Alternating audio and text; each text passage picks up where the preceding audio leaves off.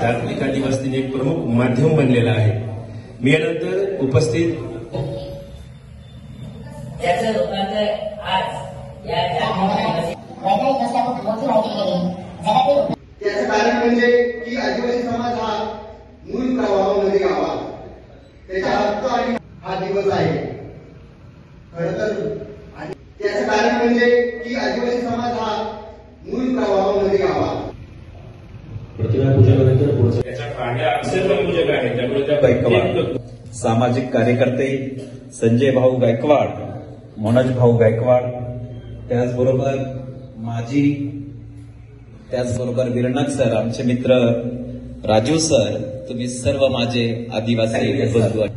जेवढं निर्मळ आणि स्वच्छ मन ह्या मुलांचं आहे, तेवढंच निर्मळ आणि स्वच्छ मन माझ्या आदिवासी बांधवांचं आहे, याचं साक्ष देणारी अनेक उदाहरणं। पण हे आदिवासी क्रांती, ही आदिम जमात, आदी म्हणजे सर्वात सुरुवातीपासून, सगळ्यात सुरुवातीच्या काळापासून, आणि त्याच्यातूनच प्रेरणा घेऊन त्याचबरोबर सर्व महिला भगिनी इथं चांगल्या उपस्थित राहिल्या, त्याबद्दल मी सर्वांचं मनापासून आभार मानते।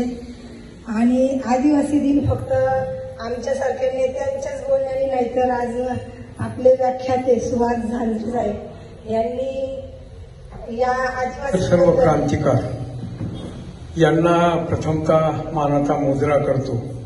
आज या ठिकाणी 8 ऑगस्ट 1994 पासून आदिवासी दिन हा जगामध्ये साजरा होत असतो। आदिवासीमध्ये या भूमीवर प्रथमतः वास करणारे जय आदिवासी जय जवाहर दिवसापासून चालले, आणि मागच्या वर्षीच आम्ही ठरवलं होतं की आपल्या इथं हा कार्यक्रम